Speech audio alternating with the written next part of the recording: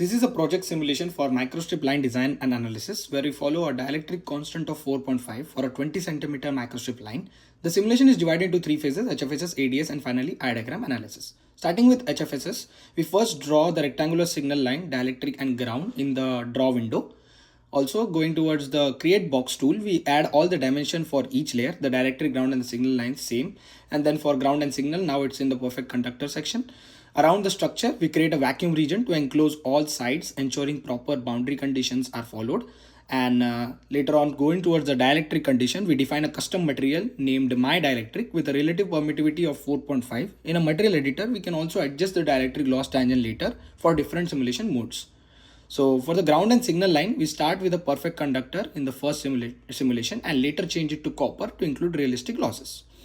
After running multiple simulation, we determine that the width of 205 micrometer gives a characteristic impedance of approximately 50 ohms. We later on add analysis of copper with T-loss and lossless. We validate and analyze all to run the simulation.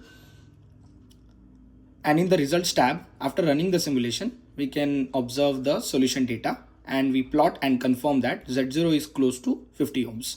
So in the results, in the solution data, we check Z0 and D-check S matrix. They follow the plot, and then going to the result, we can plot copper sweep and generate a new report. We can follow the screenshot speaks the same. So we also generate new reports to visualize copper sweep and compare the results.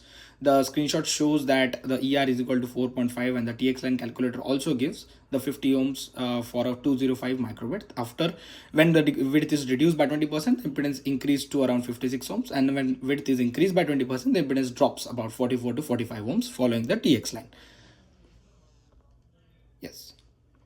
So moving towards the ADS setup, after comparing with the TX, moving towards the ADS setup, we use M-sub and M-lin components with the same dimensions. For the first mode, tan D is equal to 0, representing a lossless line. The conductor is defined as copper for subsequent simulations.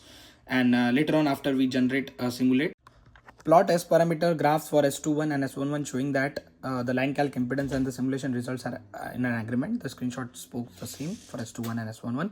There is the line calc. Also, we do variate for 205 with tan D and multiple modes of -10 and +20%.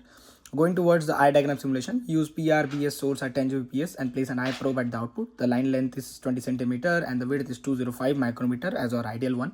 We decided for the first case. Then we simulate it for +-20% width variation as well. The resulting eye diagrams and band contours appear on the screen.